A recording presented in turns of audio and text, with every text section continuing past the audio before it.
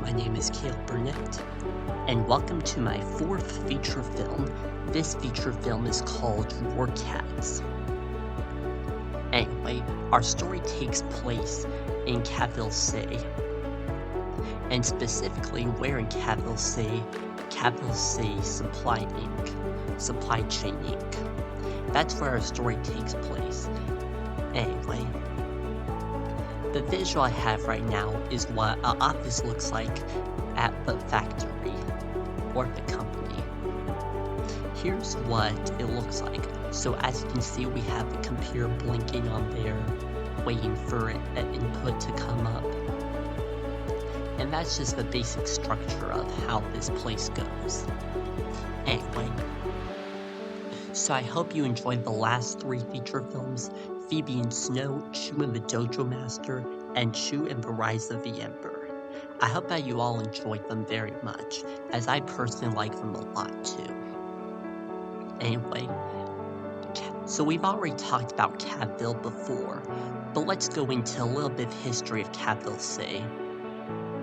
So Capital City is a subdivision of Capital. It's basically located further down the road.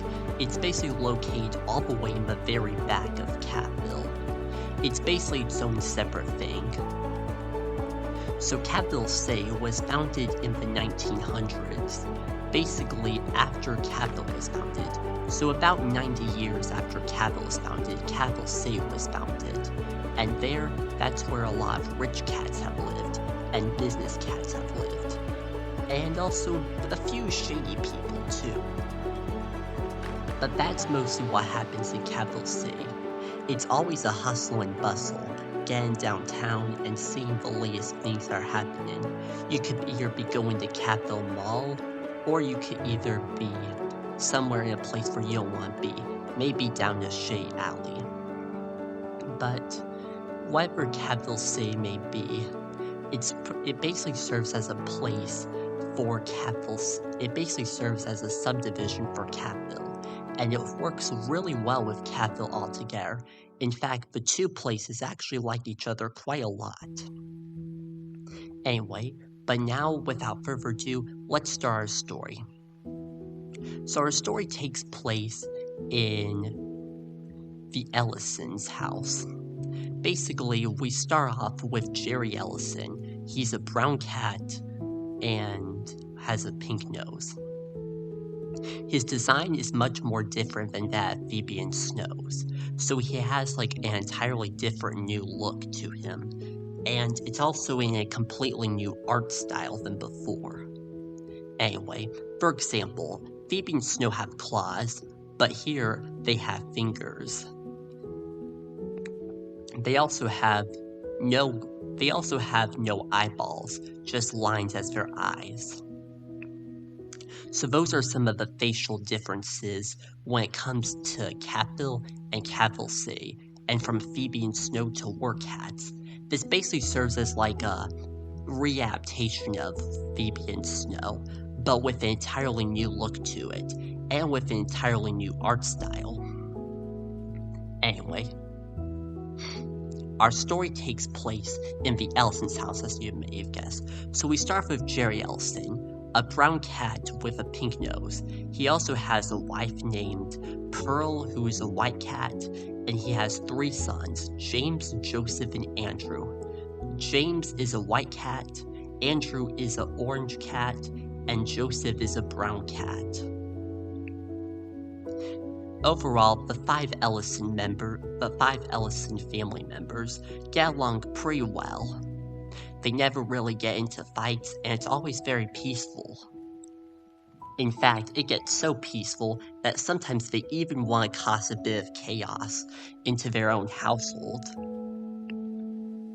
But whatever the case may be, they still function like a pretty good family. Anyway, so our story takes off with Jerry Ellison. He is a 30-year-old cat who's about ready to start his first job. He's been searching very desperately to get a job until he finally found the one that he could probably relate to, and that was being an office worker in a cubicle at Capital City Supply Chain Incorporated. He worked on his resume for many months, and probably for many weeks or even years. He spent countless hours preparing for interviews and wondering if he would actually get an internship. We may never really know what will happen to him in the moment to come, but whatever happens, it might be a good one. So Jerry Elson woke up, went to the bathroom, and decided to eat. For breakfast, he had some cake crunch, and yes, fun fact, Phoebe and Snow and Warcats are pretty similar to one another. They also take jabs and references at each other, so they practically reference each other in some way. Like Cake Crunch is an obvious reference to Phoebe and Snow's Cake Crunch, which was back in the first Phoebe and Snow film, and in my first ever feature film. Anyway, so Jerry Elson was eating cereal, and so the other kids were. "So Jerry, are you excited for your new job?" Pearl said. "Yes, I certainly am. I'm super excited for it and I can't wait." "Ah, well that's amazing. Well, I hope you have a good day. Love you, sweetheart." That was supposed to be a kiss. "So Dad, what are you gonna do today?" "Well, today, son, I have to do a job interview, and I have a feeling that it's gonna be spectacular." That does sound pretty good. It's gonna be a office worker at Capital City Supply Chain Incorporated. It's gonna be incredibly fun. Ooh, that does sound fun. Maybe I can come along. Nah, not until you're 18. Alright, Dad. Alright, well, I have to get going. Bye. So soon after that, Jerry Elson decided to wash his face and make sure that he was super prepped for the interview. He put out on himself a brand new tie. It was a red and blue striped tie, and it was one of his favorite ties. And it was already his favorite because he had only just been wearing it for just a little bit. It was his brand new tie, and he was super ready to start the day off. Anyway, so he shoved things into his suitcase, but not in a sloppy way. He always did things in a very professional way, as he was still learning how to get professional, and he knew that his professionalism, or where it was going to be developing at, was going to be the most important aspect of getting this job. So then Jerry Elson left. He kissed his wife goodbye, and it was out the door. He got into his shiny red car and drove off. He drove for about 20 minutes. And then he came and arrived at Capital City Supply Chain Incorporated. Jerry Elson was very nervous. He had been so nervous, in fact, that he was sweating a lot, and his palms were sweaty, and they smelled pretty bad. I know, it's kind of some gross descriptions there, but whatever. Anyway, but Jerry Elson was so nervous, he was probably a little chicken at this time. Anyway, but without further ado, he walked in, and he didn't really know much about the place. Anyway, then he went up to the manager, and the manager was a man named Henry. He was wearing a red suit. He was a white cat wearing a red hat, a tiny little red hat, a pretty adorable red hat, a hotel hat. Henry said, "May I help you?" And Jerry went, "Yeah, I'm looking for... I have a job interview today, and I wonder who I can meet." Oh, said Henry, "I think you can talk over to Jason Butchford. To Jason Courtney. He's the boss of this place." That sounds pretty good. Alright, well, good luck on your interview. And by the way, my name's Henry. I might have the pleasure of meeting you, and pleasure to work with you. Thank you, Jerry Ellison said. Then he walked off. He had to figure out where the place was. After a bit of searching, he finally came to the place that he was looking for. There, he met a line of employees that were all waiting for their interviews. Anyway, just about a few minutes later, one of the interviewees had eventually finished their interview, and they waited for a response. Jerry Ellison was only 5 employees behind, so he had to wait quite a bit before his interview. During his interview, he spent an entire hour practicing what he was gonna say. Then, when the time finally came, Jason Butchford came in and said, "Next." And so, Jerry Ellison had his heart pounding. His hands were shivering. He then decided to go in. He walked up and slowly closed the door. "Hello," he said nervously. "Oh, hello. What's your name?" "My name is Jerry Ellison, sir." Jerry Ellison, eh?" Jason Courtney said. "Well, I'm Jason Courtney. I've been the boss of this place for over 27 years. Wow, that's a lot, I know. I'm currently 57. Yeah. Anyway, but then Jerry Ellison and Jason Courtney got into the interview. Jason asked Jerry a bunch of questions. So why do you want to work at Capital C Supply Chain Incorporated? Well, I think I want to work here because it's a pretty decent place, and this also seems like a really good place for me to improve on my skills of leadership. And I think I've done a bit of research on this place. I think it's absolutely gorgeous from the inside. It has pretty good architecture. I like that. Now, what are your qualifications? Well, let's see. By qualifications, do you mean strengths and weaknesses? Yeah, like what are your strengths and weaknesses? Well, let's see. My strengths are that I'm incredibly kind, I'm supportive, and I'm a pretty fast worker. My weaknesses probably have to be being super nervous and sometimes being a little disorganized. But I still try to make the most of it. That sounds good. Jerry and Jason talked for quite a lot more, and Jason finally ended the interview by saying, "Well, it was a pleasure to meet you, and I hope that you get the job. Here's my contact information. Expect a response in about 3 days to a week." "Okay," Jerry Ellison said, "I will." So then Jerry Ellison came back home. Then he pounded on the door and came crying. He was honestly gonna fail the interview because he was so nervous. The next days followed, and Ellison was not feeling the best.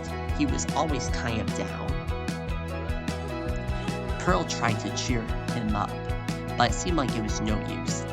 Eventually, fate came around, and after 3 days, Jerry Ellison got a letter from Capital C Supply Chain Inc. Incorporated. The letter was from Jason Courtney. Jason Courtney had wrote the letter, and he wrote these words, and as Jerry Ellison opened the letter, he read these words. "Dear Mr. Ellison, I'm pretty glad and I'm pretty proud to announce that you have been selected as to being employed into Capital C Supply Chain Incorporated.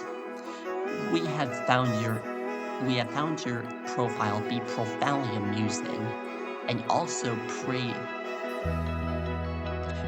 found pretty good, and it makes you stand out from our applicants. Therefore, we've decided to hire you. Work will officially start the day tomorrow. Anyway, I hope that this letter finds you well. Sincerely, and take care, Jason Plorty. Then, Jerry Ellison was jumping up and down. Woo woo!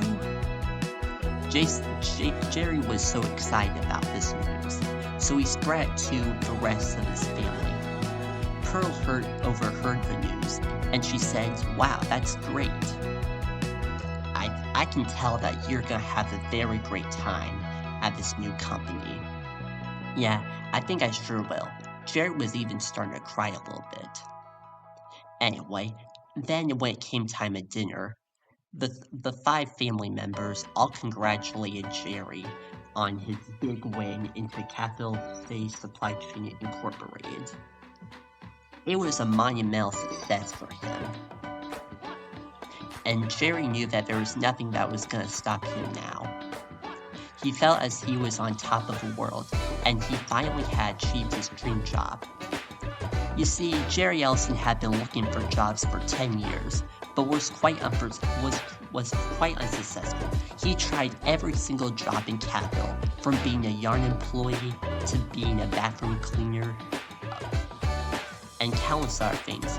He even tried being a teacher, a clown, a shark guy, and countless other things. But no matter how hard he tried, the interviews always ended with either slamming a door or no response. That was how it always felt like for Jerry. Until now, this was his first official real job, and he was super incredibly looking forward to it. Now, it was time for Jerry to go rest, and hopefully shake it off quite a little bit, before he could go work fully fledged tomorrow. Then, the next day hit, and Jerry woke up super happy. Jerry rushed out of bed, went to the bathroom, and did his usual morning antics. He went to the kitchen and decided to have some K-Crunch once again. This was one of his favorite cereals, and practically maybe even his only favorite. He had tried others, but out of all the ones he had, K-Crunch was his favorite. In fact, K-Crunch was actually pretty popular in Capital, and still is today. Anyway, as always, the boys always went out to school. Anyway, then it was time for Jerry to head out the door once again. But before he did, he washed his face and did other things. He did his last minute routine things, and he packed up his suitcase full of things. And of course, he didn't shove it in like a aggressive person would. He did it nice and neatly, just like how a professional person should do it, and just like how every human on Earth should do it too. Anyway, sorry about my little rant about how to be professional. But then Jerry Ellison finally left and went out the door. He got in his shiny red car, and he was officially ready to start his first day of work. He drove in Cat C Street to be exact. And from there, he drove on for 20 minutes until reaching back at Capital C Supply Chain Inc. This is where he worked at now. At this point, he got out of his car and got his suitcase together. He then closed the door and then went on in. Henry greeted Jerry once again. "Hello, Jerry," Henry said. "Oh, hello, Henry," Jerry said. Anyway, I think I may have got that mixed up. Anyway. But basically, Jerry now went to Jason for instructions. "Hello, fellow employee. Welcome back." Jerry was super excited to be there. Anyway, so today, you'll be working in room 573. That's on the 5th floor, and it's the 73rd room overall. Jerry was a little bit intimidated seeing that it was going to be on the 5th floor. But nonetheless, he was actually pretty excited to do that. Anyway, at that point, Jerry got on the elevator and went to the 5th floor. After about a minute of elevator music,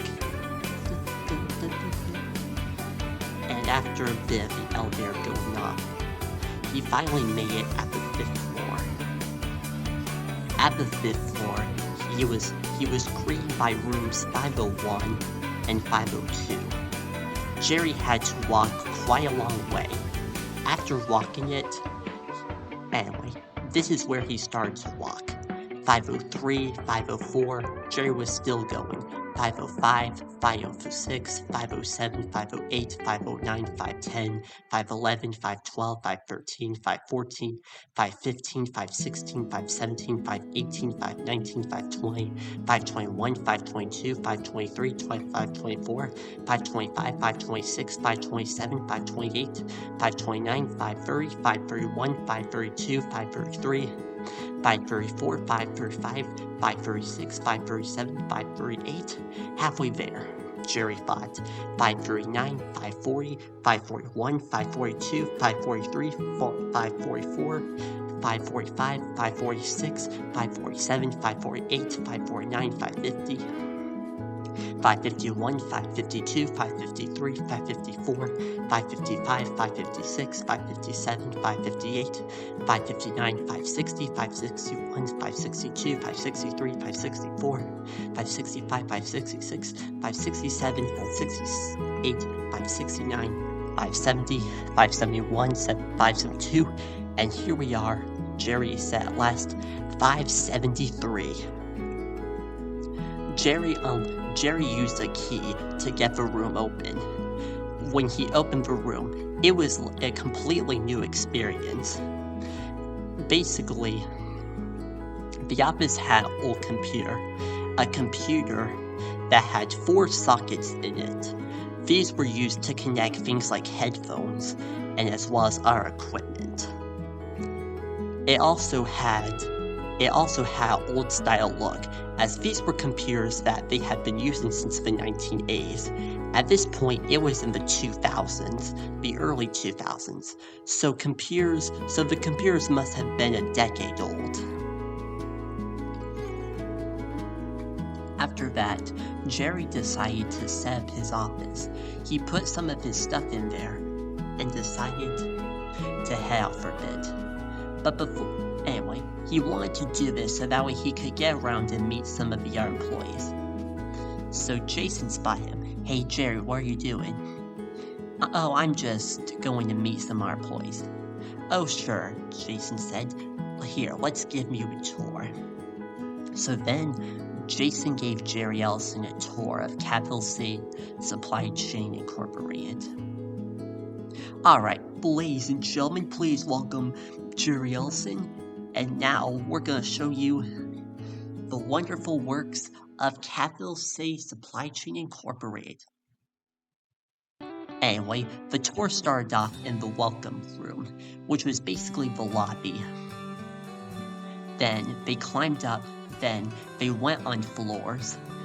The first floor, the second floor, the third floor, the fourth floor, the fifth floor, the sixth floor, the seventh floor, the eighth floor, the ninth floor, the 10th floor, the 11th floor, and then the 12th floor.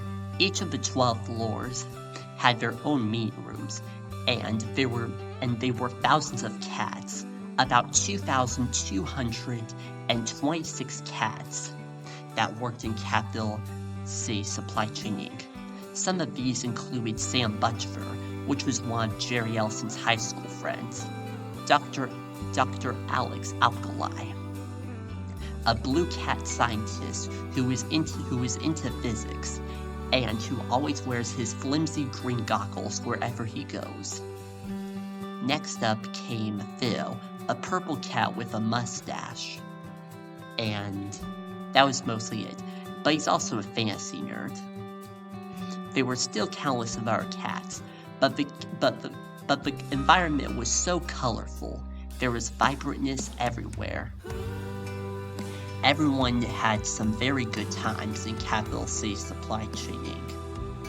No one ever really got into fights, and things were much more smoother than some of the other areas of the city, specifically where the shady alleys were. Capital Capital City had a place called Shea Alley, but that was not really a good place at all, and the Capital City employees would never actually go there. That was a place for bummers. Anyway, Jason and Jerry continued the tour, and they started meeting as many people as possible. At that point, the tour had finally ended. At that point, he had shown to Jerry all the possible rooms and practically everything that he could spot. It had everything that it could imagine. A swimming pool, a gym, and countless other things. It was practically like something like a YMCA, but with Catville in it. Kinda like a Catville YMCA. Anyway, but kinda like a Catville gym. Kinda like a Catville themed fun park. Anyway, then the tour officially ended, and Jerry was about to set off, but as he was about to set off, he bumped into someone. The worker he bumped in was Gerald E. Cliftono. Cliftono was a very, very old employee. He had been in the company ever since the 1940s. He spoke in a very clear, raspy voice, and he was around in his late 80s, early 90s. I there, little fella. And Jerry said, "Hello. What's your name?" I'm Gerald. Mr. Cliftono. Call me that. And Jerry called him Mr. Cliftono. And he was also quite a tall cat. Anyway, Jerry then tried to move on, but then he bumped into another cat, and this one was a cat named Sam Butcher. They didn't recognize each other at first, but then they gasped, "I know you from high school!" They both went, "So how's it been going, Sam? Getting good grades?" Well, actually, why should I be saying getting good grades? Because I'm a cat, and I also work and I have a job. So who the heck even needs grades? Oh, right. I meant to say, how's your, things been going? Oh, my life? It's been going very great, man. It's like a miracle living every day. Living in the presence of Catville and all the other things that we live in life. I know, I like Catville too. Especially Capital City. I grew up in Catville and I moved to Capital City. It's a wonderful place, you know? Yeah, I agree. Sam and Jerry talked for quite a bit, but then they eventually had to go back to work. Jerry then went back to his office in room 573 and closed the door. Now it was time for him to actually start working. He decided the first thing he should ever do was to boot up his computer and see what was on there. He booted up the old 1980s computer, and it loaded. It had a terminal built into it. Jerry didn't know how to use the terminal. However, thankfully, there was an old manual book for the computer. And so Jerry Elson was able to figure out using the help of the manual. This manual was published in 1988. It also contains some old ads and some relatively old software on there. Some of them being ClickC, which was a work-based software that Capital City employees had been using since the late 80s. Anyway, so since it was a 1980s computer, it practically had ClickC on there, and not much else. There were a few games, but most of them were just either Cat Tetris or something like that. Anyway, so Jerry booted up his computer, and the first thing he decided to do was check his email, as that's always quite important for me, of course. So he checked his email, and he found that there was going to be a meeting at 10 a.m. today. He looked at the time, and it was about 9:30. He figured that he should probably wait around for 15 minutes before going to the meeting. So then he went to the meeting at 9:45 a.m., and that's when he officially departed. He left off and took a great course of action with him. He grabbed his suitcase, wondering what this was about. This was technically a little meeting, and this was a get-together for all the new employees who had just been accepted into Capital C Supply Chain Incorporated. Jerry was super thrilled, anyway, but the one thing that he could not stand was that it was on the lobby. Jerry didn't mind that much, but he still had to wait another minute with elevator music.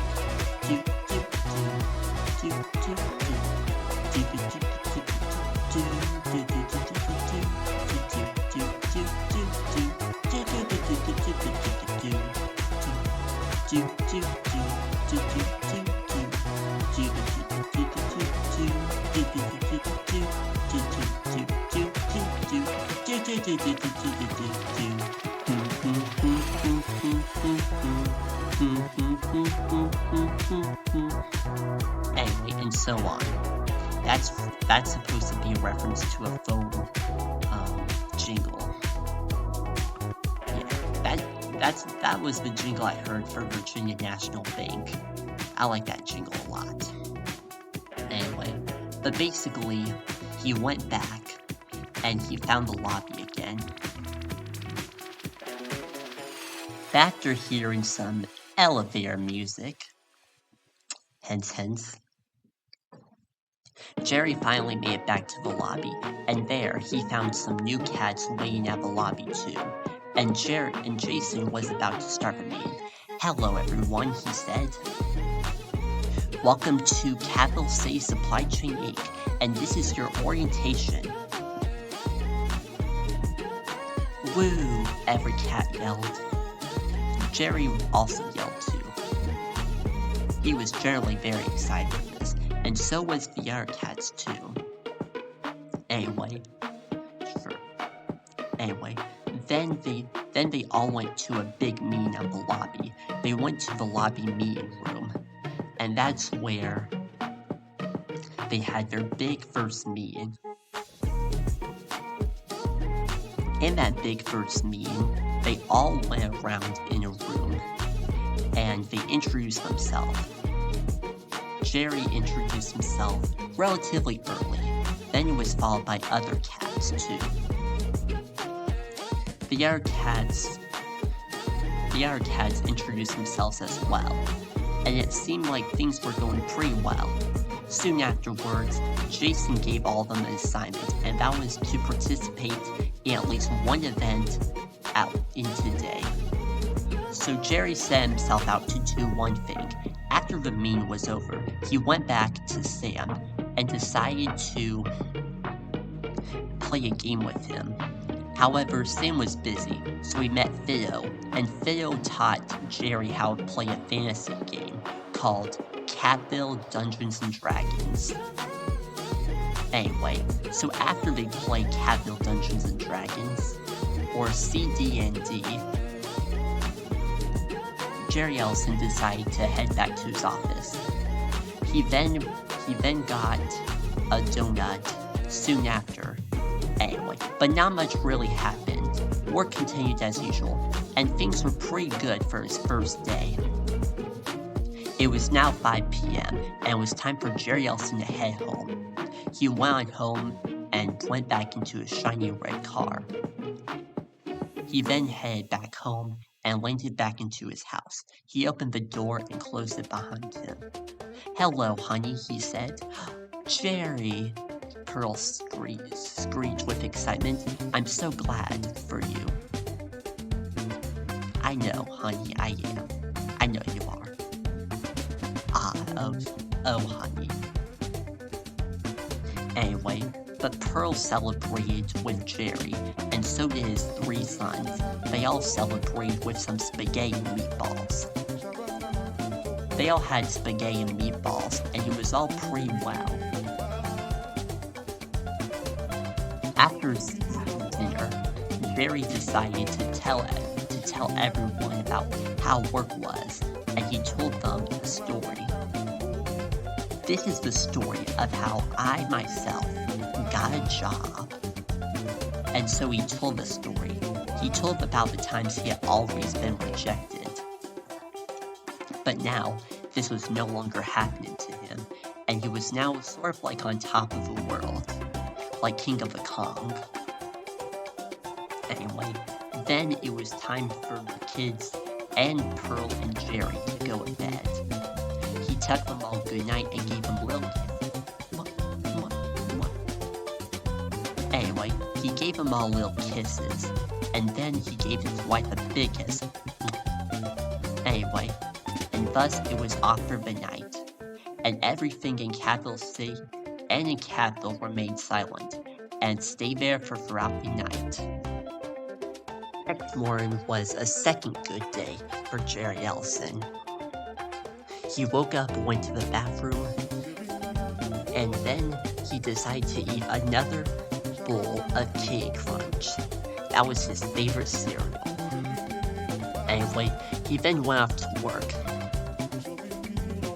Anyway, now it was his second day of work. He'd kinda already gotten used to how Capital C Supply Chain Inc. would have functioned. He now knew everything about the room, and knew everything about the cats. Anyway, but at that point, Jerry had decided to spend a little day off. And in fact, cats who completed their challenge were allowed to spend at least one day off. So Jerry decided to spend his best day with Sam.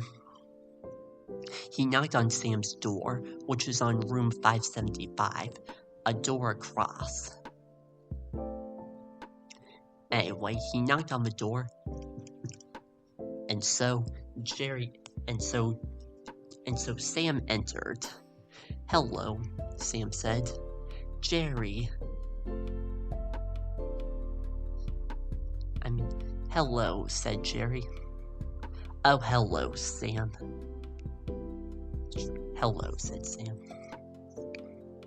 Anyway, the two cats greeted each other for quite a while, until they finally came up with a plan. They would spend the morning in Sam's room, and the afternoon in Jerry's room. Overall, things went pretty well that day. Jerry and Sam decided to go out to the pool for quite a bit. They sort of drowned. Well, they didn't really drown, but they made sure not to drown in the pool, as the water was quite a bit deep. Jerry and Sam had a lot of fun together. At that point, they decided to brush themselves off out of the water and get a bit of ice cream for themselves. After ice cream, it was to Jerry's room, and they played some games. They played games like Super Slime Combo and Truck Driving, all of which were junk games that Jerry and Sam enjoyed. They also liked reading comics, and they decided to read some Captain Cat comics.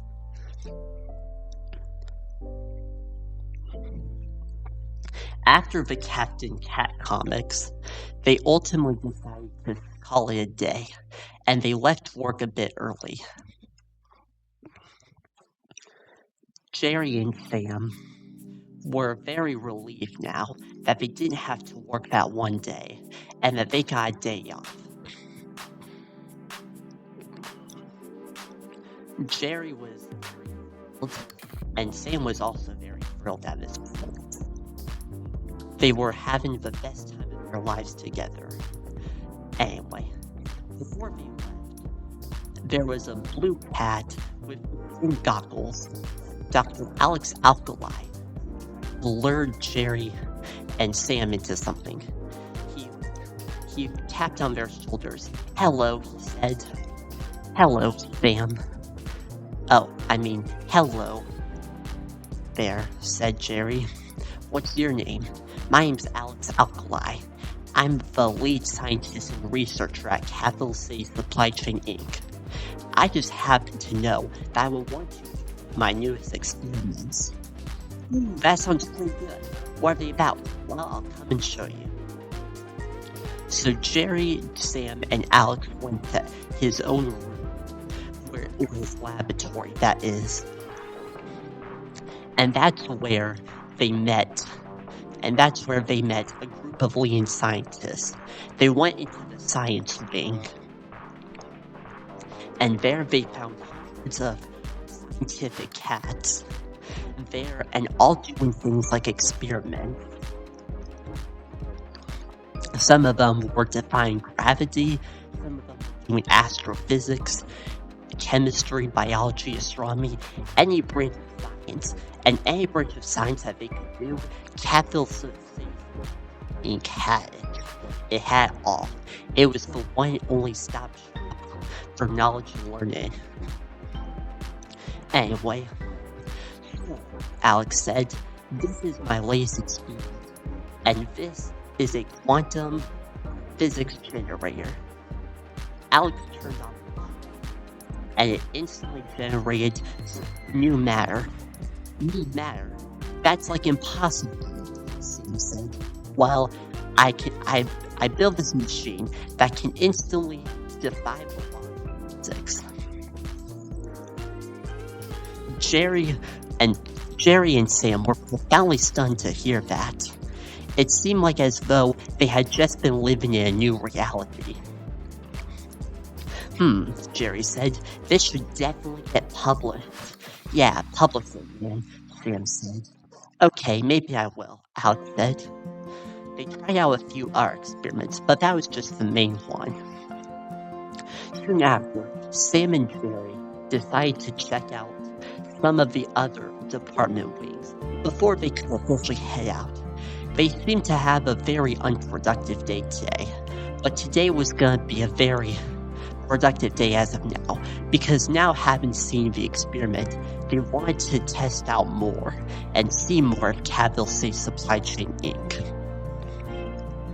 Soon after, they went into the environmental justice department. In the environmental justice department, they were about 100 cats or so, and they were all solving issues like how to get rid of plastic, how to stop light pollution, and stuff like that. As well, they also saw a giant model of the Catville globe, which showcased the current Catville population, both in Catville and Capital City, as well as across the world, like in New Cat City, and countless other cities like that. It was basically stunning before their eyes, and they instantly knew that from the beginning. Sam and Jerry decided to go out and try some other activities. Then next they went into the robotics section. It had about 100 cats, and most of the cats were gray color, as not as to be discriminatory or racist, but most of the cats in the robotics department were generally gray. I'm just pointing that out there. Anyway, whatever the case may be, they were all pretty innovative at their time. They had a lot of fun things to do, and they were instantly top of their class. Most of them went to Catville's elite university, and it was ultimately a great place to go. They had a lot of fun there, and they joined multiple fraternities. The robotics cats were working on a new project. This is one in which it was led by a orange cat named Roland. And from there, he decided to have a robot, and it would perform these magic tricks. And that was just only the part of the beginning. He was developing a new robot called Robot Eye,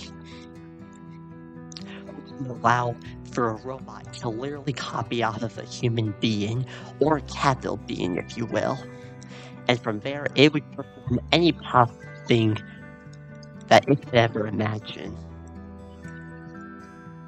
Jerry and Sam continued to walk around. They went into the mathematics department, which was full of math nerdy cats.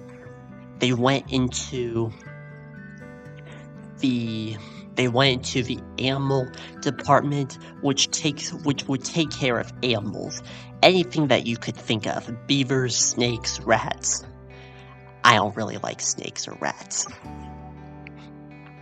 Anyway,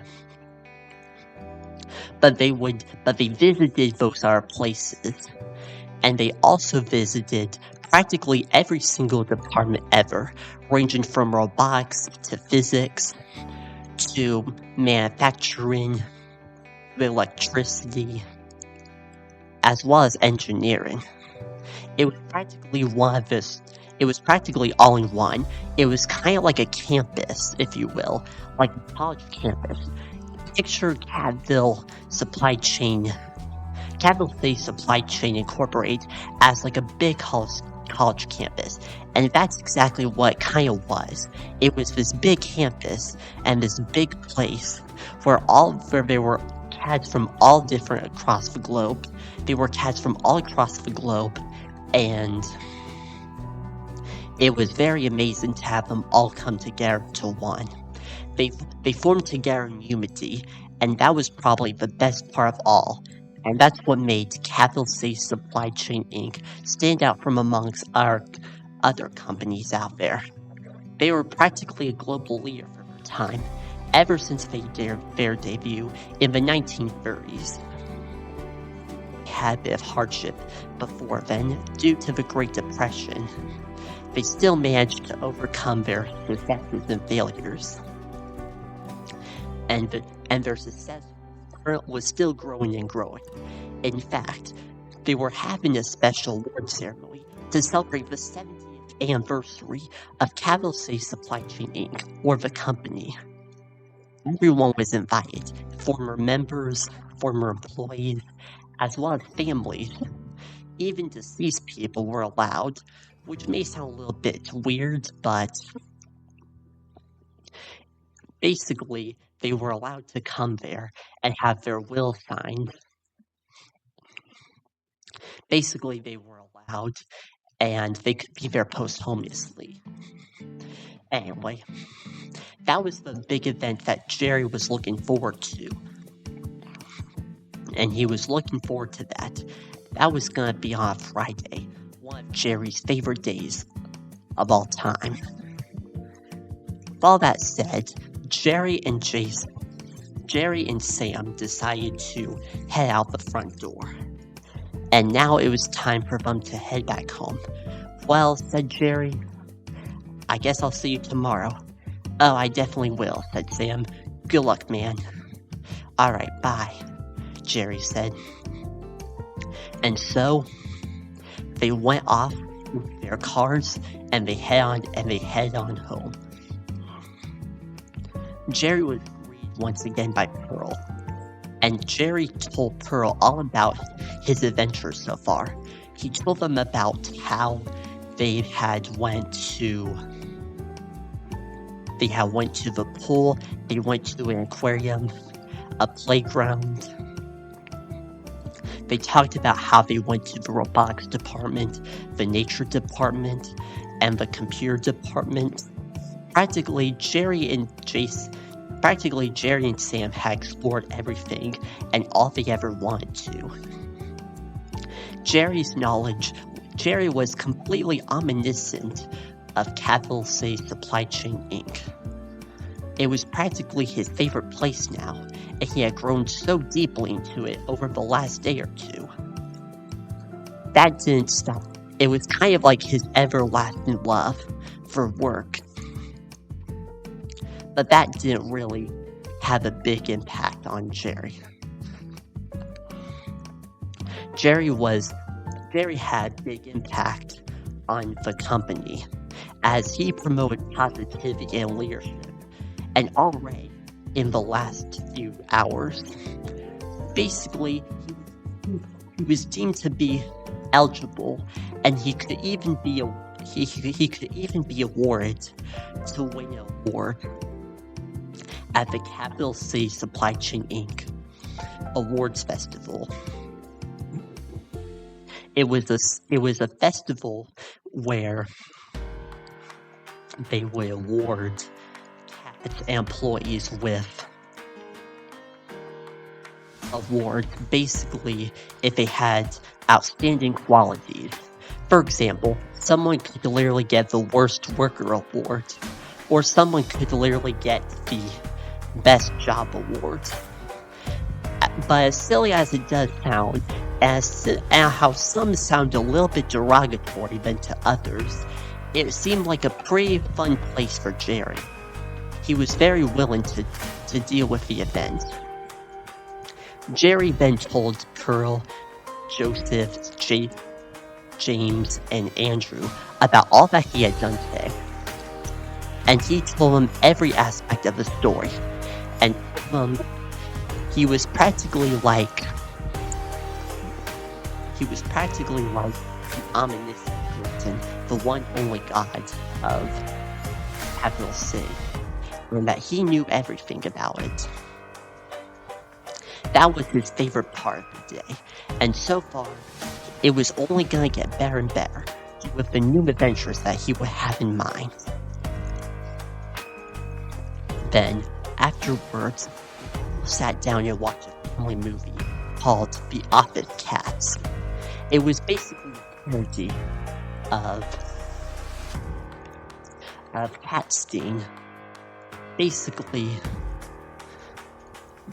it's a reference, so you probably get it. Anyway. But after quite a bit, they then head back upstairs and decide to take some medicine, and they decide to have some bedtime. At that point, Jerry kissed to his children one by one. And he also kissed his wife, Curl. And now it was finally time to turn off the lights. He turned off the lights and the lamp, and the room was dark. The only thing that was left in the room was his wife, Pearl, and the darkness, the black void of darkness. For Jerry's dream tonight, he was dreaming about winning an award, and that seemed like a pretty reasonable thing to do. He had definitely worked much harder, and he was desperately wanting to get an award and get recognized, as he never had that much recognition into his entire life. Anyway, but Jerry was super excited, and he knew that things were only going to get better from there if he could continue his positivity, leadership, optimism, and other profound qualities. It was now the next day. Jerry had woke up very refreshed, now ready to start his third day of work. For breakfast this morning, he decided to have something a little bit different. He made himself an omelet. So he had an omelet and he ate that up. He then brushed his teeth, went to the bathroom, and took a shower, and then got his stuff as usual. He basically did all the same things he had been doing over the last few days. He was very excited this day, seeing what day 3 could hold for him. Then, Jerry unlocked the door and closed the door behind him. It was time for him to get in his car. So he got in his car and drove to Capital C Supply Chain Inc. He was happy at first, but then he heard something unusual. He heard a shriek, and he heard yelling. He wondered who it was coming from. Jerry looked around frantically, seeing who was possibly yelling at this possible moment. And it turns out it was Jason Courtney, and he had been having a very difficult conversation with Jim Lockery. Okay, said Jason. Now where the heck is the papers? But I don't have the papers. Well, guess what? You're fired, Jason said. Jerry was stunned. He couldn't believe that just because that a cat could make a simple mistake could possibly get fired. How does that even happen? Jerry was trying to figure out. He went back and he started to cry. He went to room 573 and frantically closed the door. Then he stopped tearing up, feeling like he was acting too childish for his time. Then he got on his email and did his typical thing. Then Jerry decided to confront Jason. Yes. Hello, Jason. Is it okay if I talk to you for a moment? Oh, sure. What is it? I want to talk to you about what happened this morning. Oh, this morning? You see, I was just... Okay, I admit. I yelled at someone, and I may not be the best person to do that. But... I think I have some issues. This is where the movie starts getting really tense. Now what? Well, since you started to tear up, I had a very rough morning. My car broke down, and I had to walk clearly all the way to here. Seriously, all the ticking way here. Yeah, that can be kind of a rough day. Yeah, it sucks. Like it really sucks. I know. So, and why did you get mad at Jim? Well, I decided that I didn't want to fire him at this point now, because he just made a simple mistake. I've actually given him a day off. Actually, I came back and I basically rehired him once again, and things are much more better now. So he's officially back in the business, but I still feel pretty down, just because I let simple mistakes slide. Oh, don't worry, Jerry said. I think you'll be okay. So Jason's calmed down. And Jerry said that right to his face. The two cats stood in silence for a bit, wondering about what would happen next. Jason was very relieved at this point, and he started to reconcile with Jim. Anyway, but meanwhile, Jerry was still frantic. He was worried about what tomorrow was gonna hold. Tomorrow was the award ceremony, where they would get awards like, are you ready for this? The Worst Worker Award and the Best Job Ever Award. That's literal. That's literally literal. Anyway, but Jerry was a little worried about that, because he didn't want to end up like that. He decided that the best thing to do was to work a bit since he hadn't done much of that in actual practice. Done that to his employees, but never in the actual workplace. So Jerry decided that he was going to put his skills in action. The first thing he decided to do was to handle a difficult person. He noticed someone having a very rough day, so he went up to them and said, "Hello." They basically disregarded him. "I can see that you're upset," Jerry said. "Well, let me fix this." The customer eventually felt better, and Jerry right then and there had demonstrated some good leadership skills. And some good coping skills too.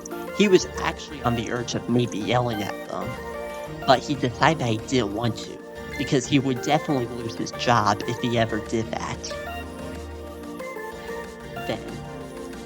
Then came lunchtime, and Jerry sat next to Sam and Alex. "Are you guys excited about the award tomorrow?" "Oh yeah, I think it's going to be very great," Alex said. I think I'm gonna win the Best Scientist award. That sounds good. And the inside, Jerry was sort of jealous about Alex. Just because he was a super talented, smart person. But Jerry, on the other hand, didn't really have any optimal qualities. Meanwhile, for Sam, he had already been working, and he had been working on a big project of his. This was basically a new and improved version of Clixie, and Sam himself was indeed a software engineer. Anyway, so Jerry felt quite alone at this.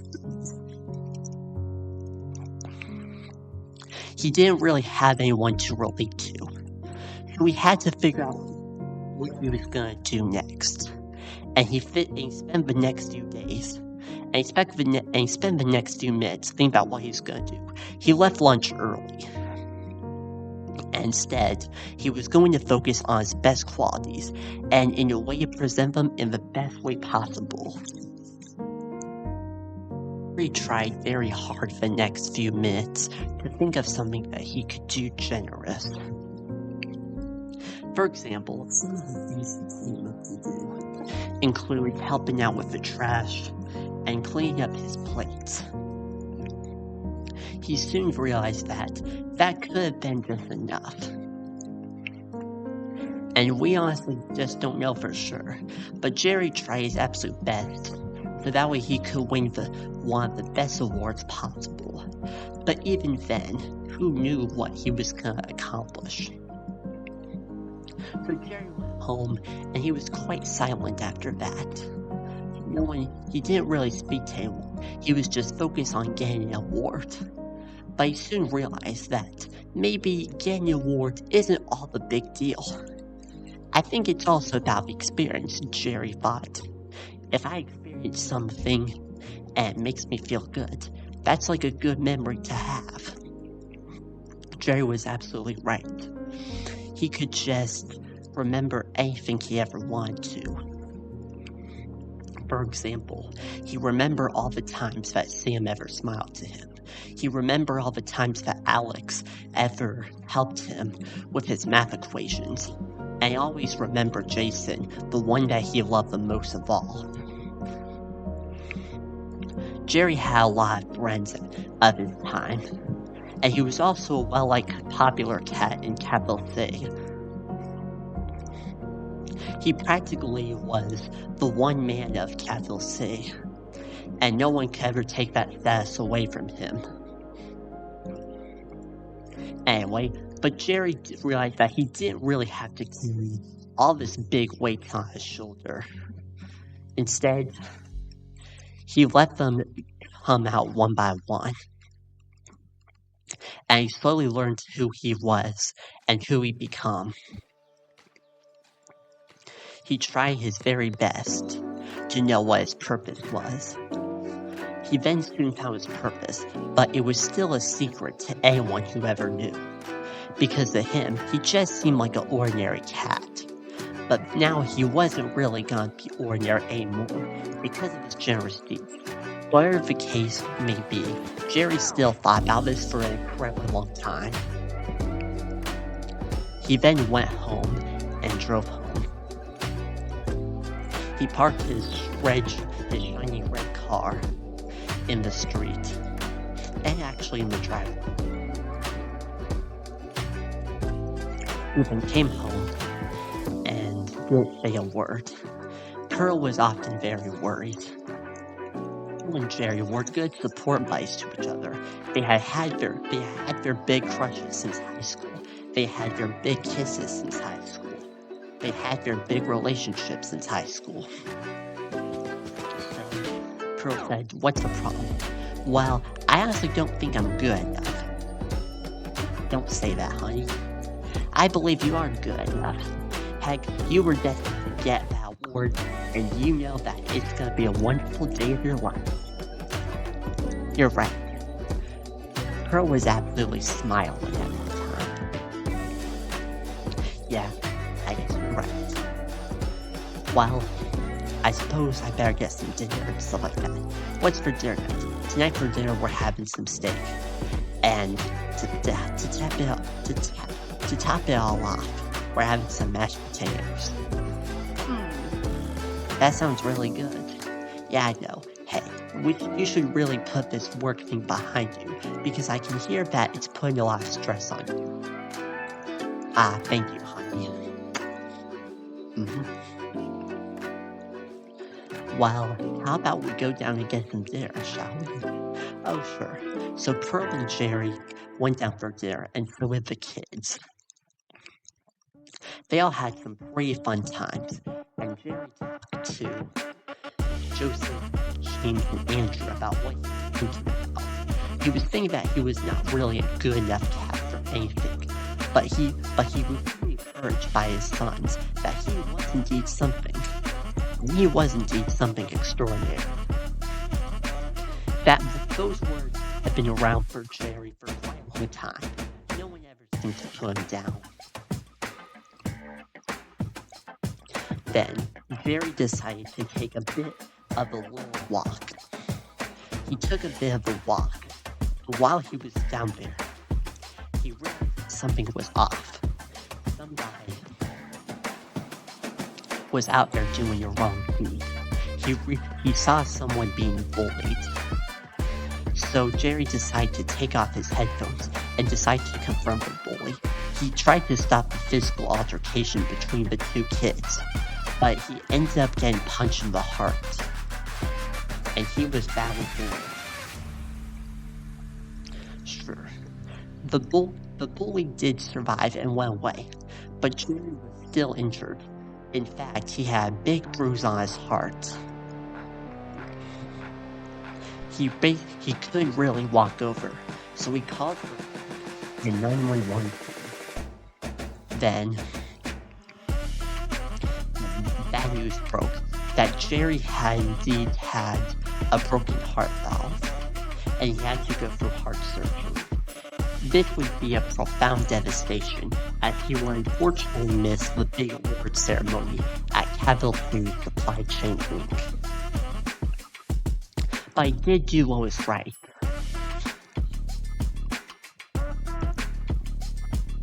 Jerry then spent the rest of his time and at the night at the hospital. Then the big award ceremony came. Everyone was getting confused about where Jerry was. He should be here by now. Actually, I heard that he's gone into a heart incident, and he's going through some heart surgery.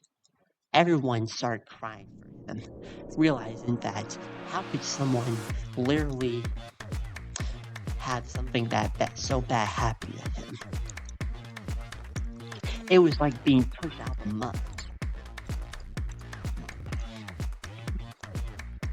At that time, Jason tried to confront everyone, but it was too great to bear. Jason then got on to the award ceremony. Alright everyone, he said, welcome to the 2022 award ceremony for Capital City Supply Chain Inc. I'm your leader, Jason Courtney. And so the other cats did introduction.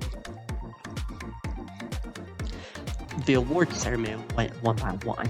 Some of the awards included Best Scientific Research Paper, which went to Mr. Frolicky. Then it went to Best Robotics Engineer, which was Mr. Davis. The list went on and on, with titles like Best Artist, Best Commercial Designer, Best Product Manager, Best, as well. There were also some firsts, but there was one award called a Special Achievement and a Special Recognition Award, and this was an award that was specifically designed only for who could it be? The award ceremony finished up. People would have to break the profound news that Jerry didn't win anything. He actually kept it a secret, and he decided to deliver it to him one day. So, Do you feel bad about Jerry? Oh, I definitely feel bad about him, especially heart surgery. That's always real scary. I know, real scary. Say, do you want to write a message to him? Oh, that would be splendid. Come on, let's go write a message to him. Let's go cheer him up. So then the three cats decided to write messages to Jerry. Jason, profound, heartfelt letters about Jerry and all the good things that he had done to him, that they had done to him, that he had done to them.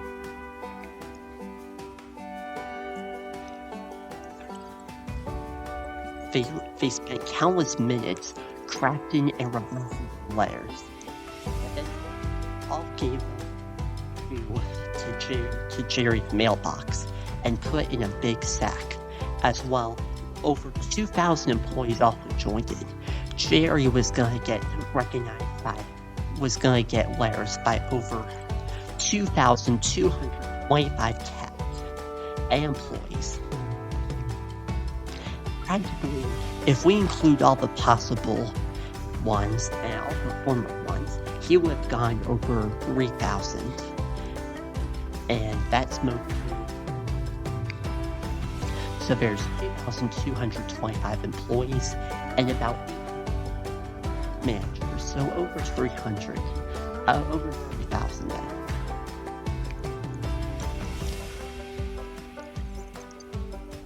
Meanwhile, back in the hospital, Jerry was still recovering. However, it was slowly getting better and better every day. It took about a week to recover. When Jerry finally got back, he was amazed to see a giant sack of mail near the door. And this giant mail sack was basically for him. And this was filled to the brim with countless letters about people who knew Jerry and who had heard about him. He got the bag out and put inside. He then put inside and he started reading the letters one by one.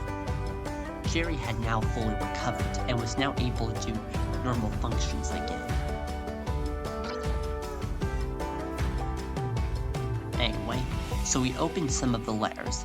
He opened some from all class. Here's what some of them said. Dear Jerry, I've had a pleasure meeting you, and I hope that we continue to meet each other in the near future. Dear Jerry, I know you're a pretty heartfelt person, and it shocks me every day that you're always so kind, and you're always so there for me. I remember the time in which you helped me through a bad day, and you're practically like a savior in my life. Jerry was really heartfelt at that one. He then read some more and more. But the one he was particularly left on was Jason's. He opened it up and read these words. Dear Mr. Ellison, I have some very good news for you.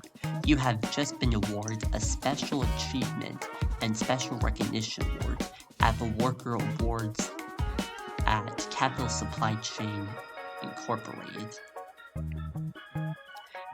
I am sending home to you a plaque as well. You may have already gotten the letters, but we hope that you enjoyed the 3,000 letters, the 3,000 plus letters of what we have given to you and offered to you.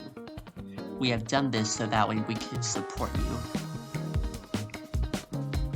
I also feel like you were a good candidate for it overall, because you were generally very kind to everyone, and that's what makes a good employee at Capital C Supply Chain Incorporated. You've practically been the primary example of how this company should function.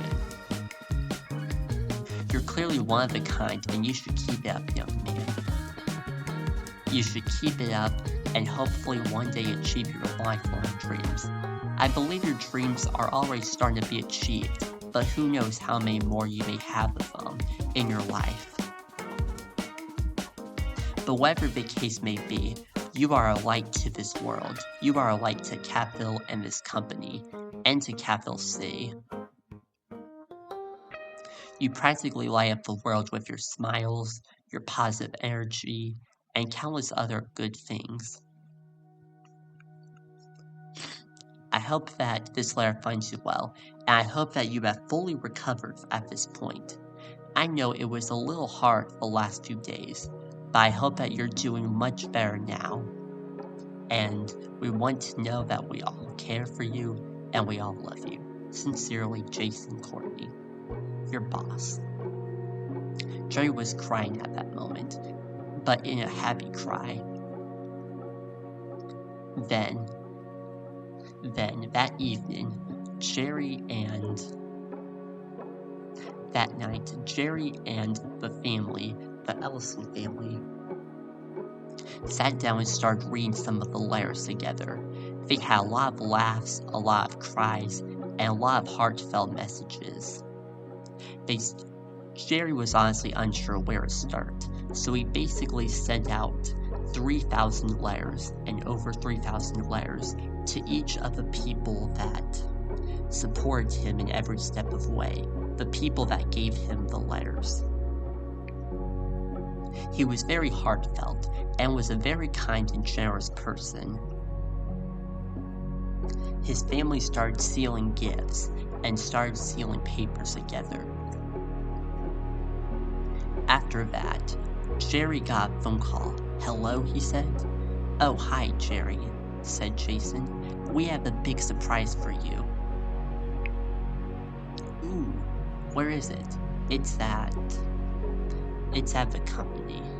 "Ooh, that sounds great." Soon after, Jerry and his family soon rushed over. They closed the door, and they went into Jerry's shiny red car, and there they listened to some Capital tunes. Mostly from some Capital hip-hop music, and some Capital rock music. They then arrived at Capital C Supply Chain Incorporated. This is where Jerry was gonna get a big reward.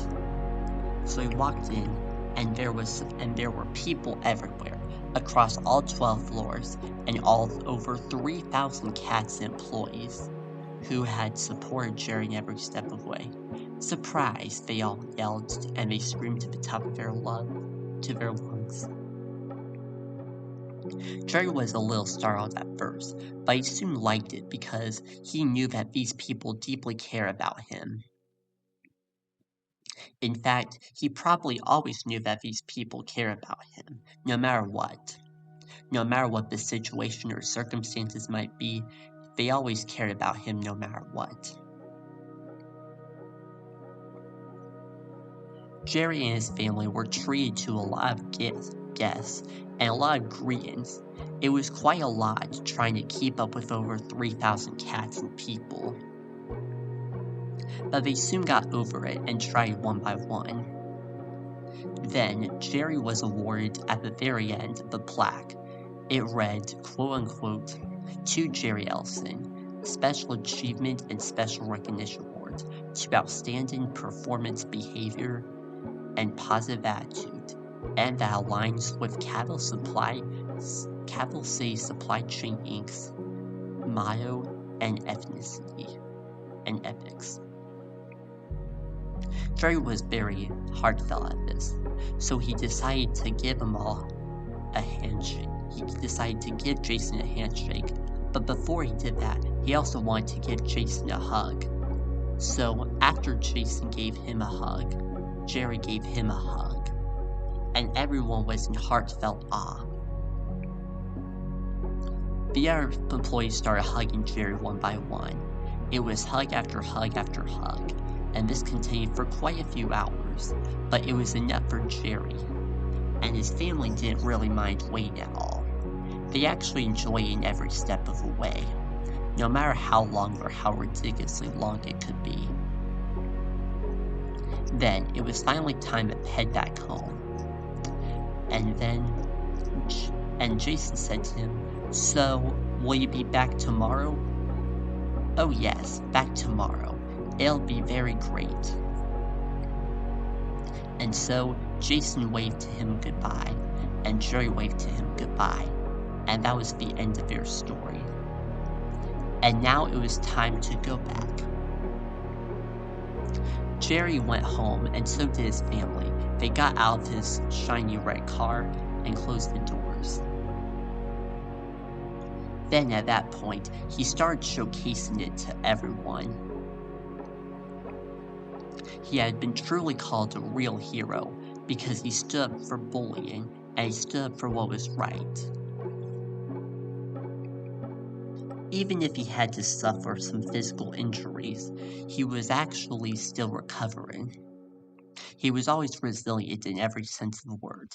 Whenever there was a big challenge that would sometimes come and crush him, he always knew what to do in that moment, and that was one of the key aspects of Jerry's abilities. That's what made Jerry Ellison so special, and the Ellison family so special, is that they were resilient, and they were all like interconnected. However, they all had different abilities. For example, Joseph was super into intelligence, and he could memorize the entire periodic table, while James was into video games, and was often very creative. Andrew, on the other hand, was more of a nature person, and was very into nature.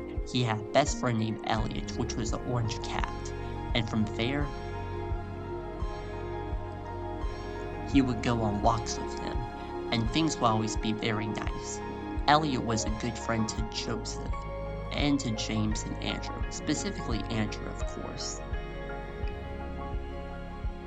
Anyway, but the Ellison family were all surrounded by people that they knew and they loved and cared about them. And that's what made the Ellison family incredibly special. The Ellison family was very proud of Jerry, and so to celebrate, they decided to have a birthday cake for him.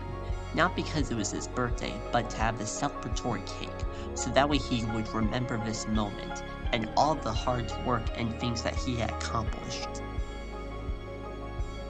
They ate some cake, and it was pretty good. It was in fact a chocolate ice cream cake. So they all ate that, and then it was time to brush your teeth as always, because ice cream cake isn't really good for you. So basically, now they went upstairs and brushed their teeth. Anyway, after they brushed their teeth, they decided to watch a bit of TV, but they ultimately left a bit early because the boys had school tomorrow. And for Jerry, he had work tomorrow, and for Pearl also worked tomorrow. Pearl also worked, and she worked at a fashion designer. She worked as a fashion designer for a capital city beauty shop called Lamar. Anyway, but after that, the cats all went to bed and they turned off the lights, and that was officially the end of that day. Then Monday came. It was now Monday morning. The cats woke up as usual, and things went a lot more better. Jerry had fully recovered, and he was super looking forward to looking at Jason again, and going back to work after a while. It was gonna be his first normal day back, and Jerry was super excited about it. Meanwhile, as for the boys, they all did their homework last night, and it was about math homework. They tried their very best with their homework, and ultimately they all got A's on it. But Joseph especially got A+. And Joseph, since he was the smartest of the cats, he would quite literally teach the other cats and make sure that they got their homework right, and that way they wouldn't get points off for incorrection. Anyway, meanwhile for Pearl, she went back to the fashion designer club, to the fashion designer station called Lamar, which we talked about earlier. Lamar was a black and pink building. It was a black and pink building, filled to the brim with countless dresses, ties, and a lot of fancy clothes. However, Pearl wasn't really much into fancy fashion. She was more interested in her casual wears and the things that she always liked to wear. She mostly liked to wear skirts and dresses, and that's what made her stand out from other girls in the city. She was practically like a city woman, but also a bit like a capital woman too. So like a capital woman and a capital city woman. As for Jerry, he came back the next day, and things were quite good. Basically, he got back up to room 573. And there, from room 573, he got a special gift. This is probably gonna be the last of his special gifts, but Jerry didn't really mind it. It was from Jason, in fact, and he gave him a gift card into a dessert place. Anyway, Jerry really admired the gift, and he wrote a thank you note to Jason. In the weeks to come,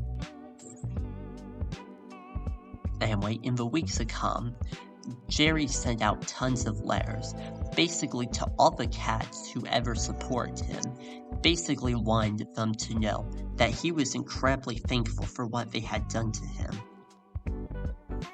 And that was practically that. Then there came a special party on Friday. The last 3 days beforehand were normally chill days, and Jerry's condition was getting profoundly better. But on Friday, it marked about 4 complete weeks since Jerry had gotten his first job, and the job in which he started at Capital City Supply Chain Inc. He was pretty excited about the party. He dressed up and put on his new red and blue striped tie. That was his favorite tie that he ever got. And practically his only tie that he still had. He did have ties throughout all his life. However, this one though was his absolute favorite, due to its simple design and its bright colors, and its jaunty attitude. He went to the party, and things were absolutely great. There was refreshments, soda, and countless other things. They had pizza, and this was a fun way to celebrate Jerry, as well as the first full month of his job. It was also the end of the month, so basically at the end of every month, the Capital City Supply Chain Inc. holds a very special party, and this one is specifically to mark the end of the month. And they do this so that way people can have a reminder, and so they have a reminder about this party, and also reminds them that the month is over, but they should still have fun and celebrate for all the hard work that they've been doing over the last month, and over the last 4 weeks, and about 20 work days. After the party, Sam confronted Jerry. "So, did you see our letters? See my letter?" "Oh yes, I did." "What about me?" said Alex. "Oh yes, I definitely saw yours, Alex." "Well, it's been very nice knowing you." We're always there for you, Jerry." I know. And that's what makes you special. You're like the special little family of me. And I like that. I know. We're all family here at Capital Supply Chain Inc. Capital C Supply Chain Inc. And we always enjoy having you here. It's been a real pleasure working with you over the last month, and you're gonna meet some entirely new employees as we head on in the months to come. Who knows, maybe there could even be new employees this month. Heck, I heard some employees came in here maybe last week, last 2 weeks, or maybe even 3 weeks ago. So there's always new faces that are emerging in this company. Wow, said Jerry. That does seem pretty impressive. I mean, you have a lot of these employees, and they all work together in unity. And that's what makes this place feel like I belong. Yes, Jerry, you do belong, said Sam. You definitely do belong. You've always belonged here since day one. I used to believe that I didn't belong here at first of all. But now, seeing the person that I am now, and seeing my leadership, I do belong. I hope you feel the same way too. Yes, I kinda do feel the same way. I used to feel like I didn't really belong at all first. Since I felt like I was nothing to this company, I thought I was just an ordinary person, an ordinary job with nothing special about it. But I soon realized that I'm actually much more. I feel much more in my heart now, and it's this really great joy of being here, and that's just what I like most about you. That's what I like most about this company and my job. I've enjoyed here, and I hope I continue to keep growing. Yes, said Alex. We hope you do keep growing, because we want you to be in a place where you belong, and in a place where you feel safe. I'm very glad you were here at this party, and I wish to congratulate you on the next month of your work experience. Thank you. Anyway. And so the three cats went home. Jerry got back in his red car, and he drove home. He was very excited. He closed the door real softly, and came back to tell Pearl that he had just completed his first month of work. His first full month of work. The first 4 weeks and the first 20 work days exactly. Wow, said Pearl, that is pretty unique. I know, said Jerry. It is pretty unique. And that's what makes me, me. It's like a thing that will never ever really be taken away. And I think that's a big reason why I feel like I do matter. Oh, you. And Pearl gave Jerry a big kiss. Mwah. Ah, Shutterbug. Anyway, soon after, the boys came home from school, and they all saw Jerry once again. They congratulated him, and they were also very kind support to him. They soon had dinner, and things were absolutely a blast that night. They had fun, and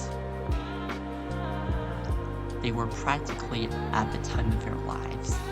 Monday was a pretty good day overall. Actually, Monday through Friday was always a good week for Jerry, since they allowed him to grow and have new experiences in his workplace.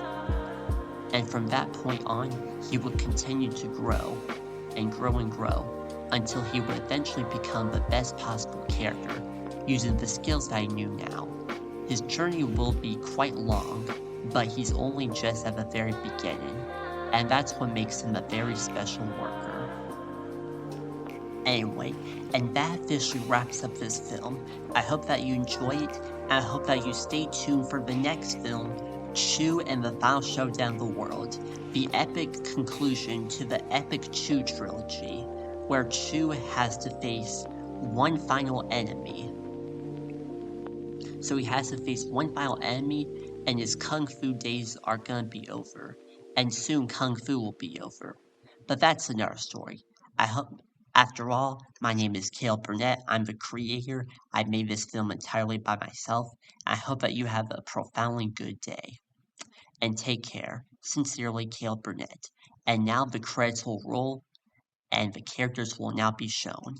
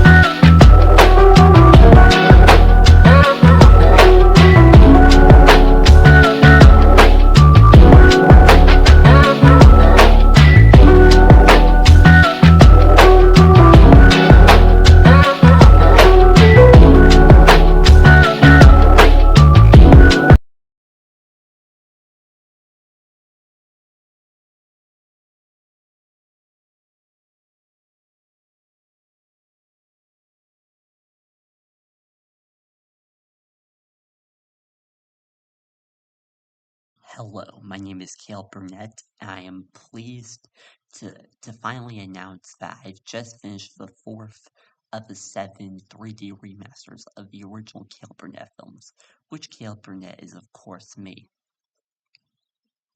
Anyway, I hope that you enjoy this film, and this is now my 18th one, so stay tuned for film number 19, which will be Chu and the Final Showdown of the World, 3D. It'll be the epic conclusion of a Chu trilogy, and we'll get to experience it for a third time. Anyway, I hope that you enjoy it. Sincerely, Caleb Burnett.